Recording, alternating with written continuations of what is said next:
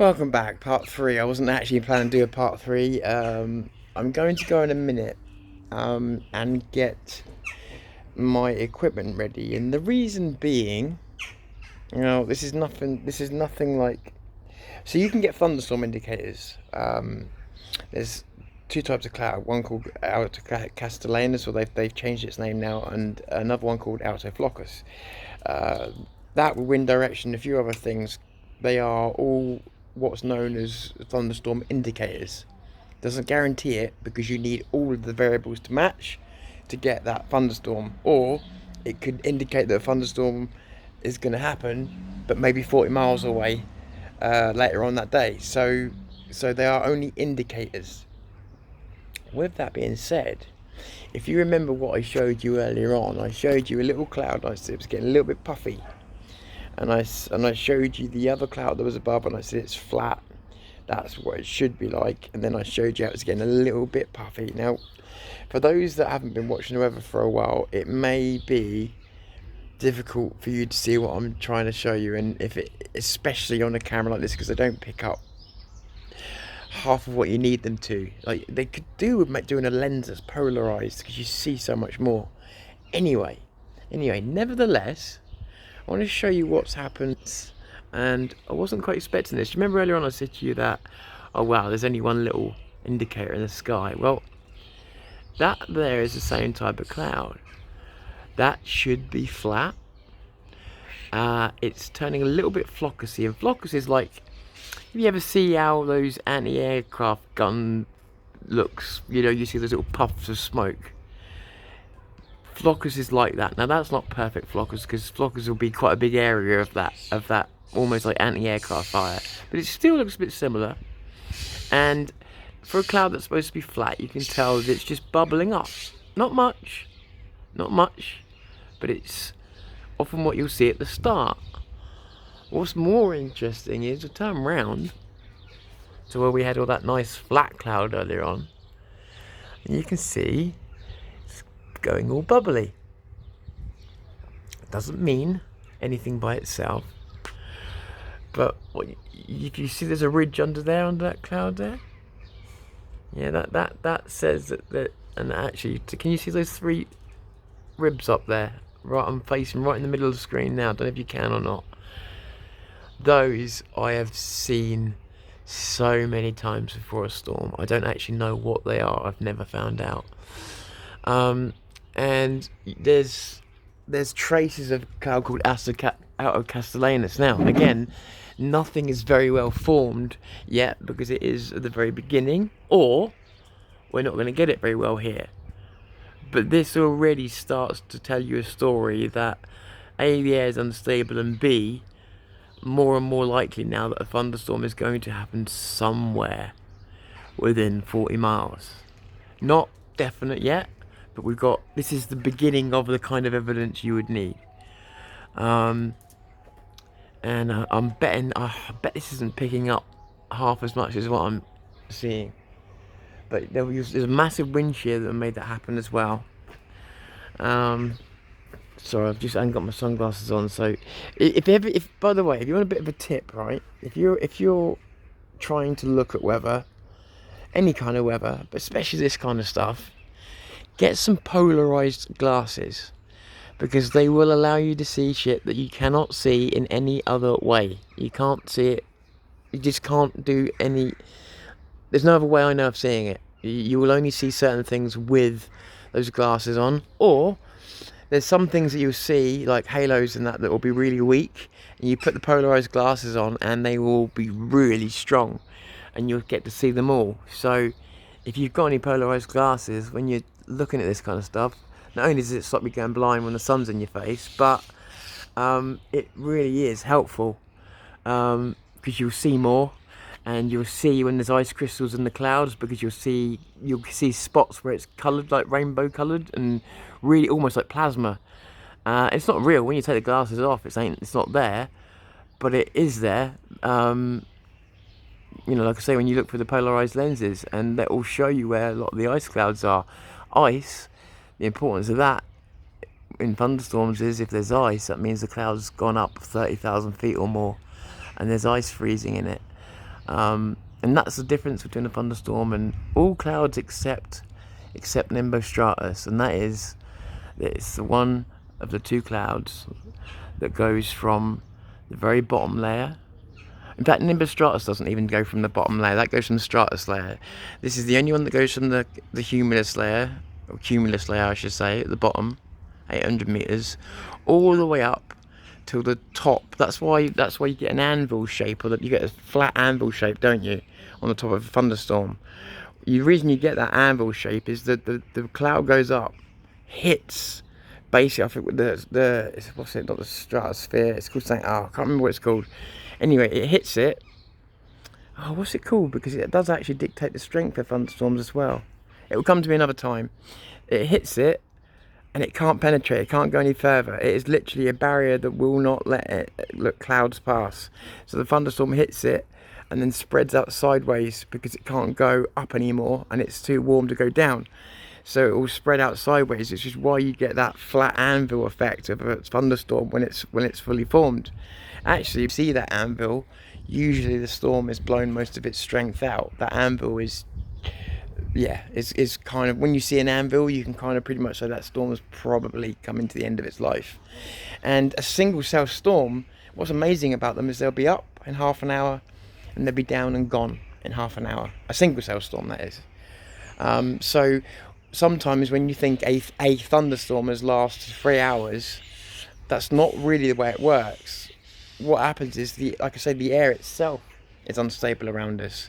So what happens is not one thunderstorm going on and on and on, but you either get multiple thunderstorms that will join together, and even then, this what I'm about to say still applies, or even if they come along single ones.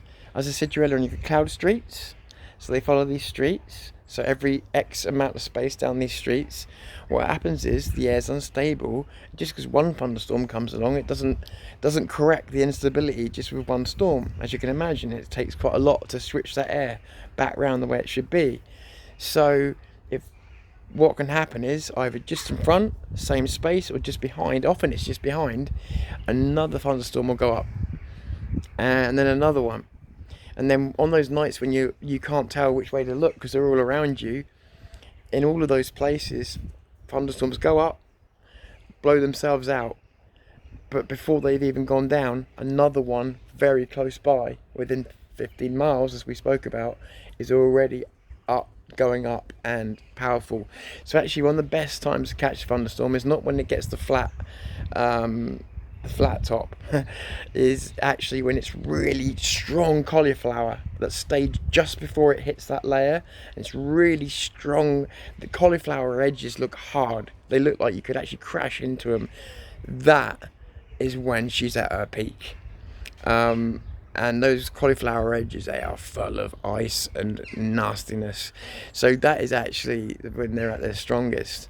But you know, probably not a lot for you to look at. I especially not the top of my fucking head.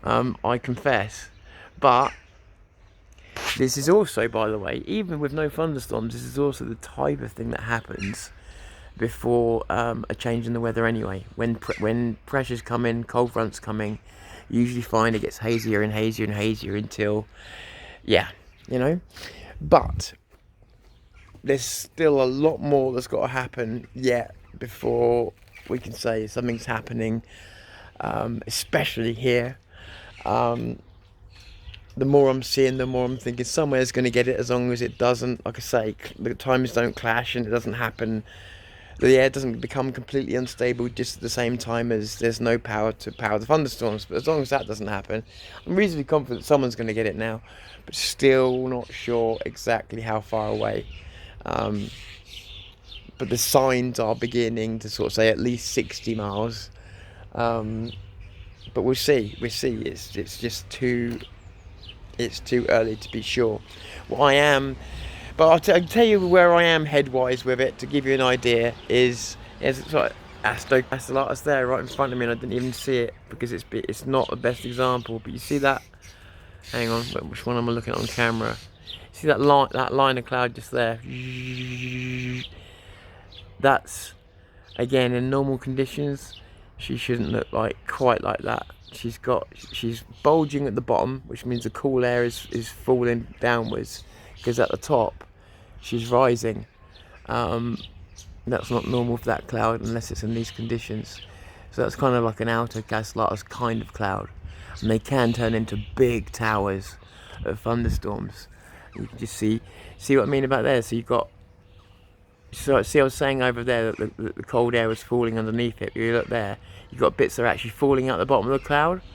That's where the bits that have risen up, tried to break through the layer, and then got cold, have fallen back down underneath the cloud. It's quite common during this kind of weather.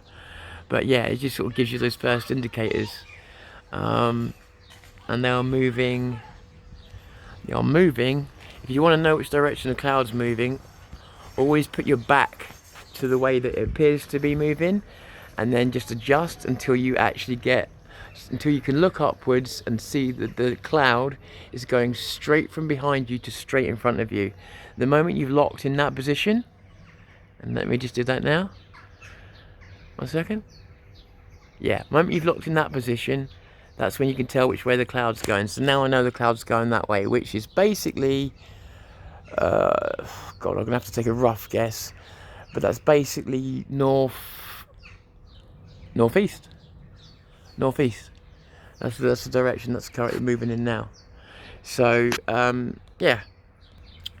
So it's not moving super quick, but you know, quick enough. Like I say, it's getting a bit soupy up there, so I'm going to get some equipment ready, because I don't know, just a small feeling, but can also feel the air's getting fresher.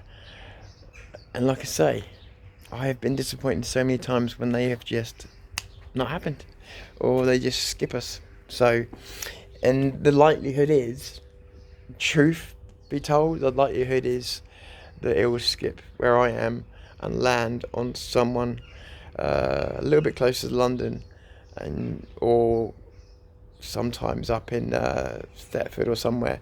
But it will probably be that someone like that gets it really bad. There'll probably be some really good ones over the sea over near France, and we'll probably miss it here, because that happens a lot.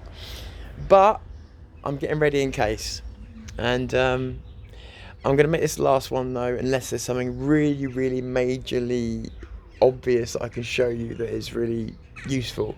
Otherwise, I'm just going to make a load of boring videos. So I'm going to make this last one. I'm going to go home, get some stuff together, and you won't hear from me again unless I am getting ready, or I'm going, or I'm already there to observe. And if you don't hear from me, it's I mean, I may put a video, but if you don't hear from me tonight or tomorrow, or look out for a message from me, because it may be that I say, nah, ain't happening where I am, or they're going to be disappointing, or tell me what's happening in your area because it sucks in mine. So yeah, you know, it's just sort of best I can do for the time being. But now is a waiting game. This is the hardest part. Because your motivation and enthusiasm could be killed off by thinking, oh no, because sometimes it go like this and then clear up. You think, what? How's this possible? But then other things can happen. But anyway, last one I'm doing on this for now, and then if there's anything to report or show, I'll show it. Fingers crossed, because we haven't had a decent thunderstorm where I am for a little while now. We used to.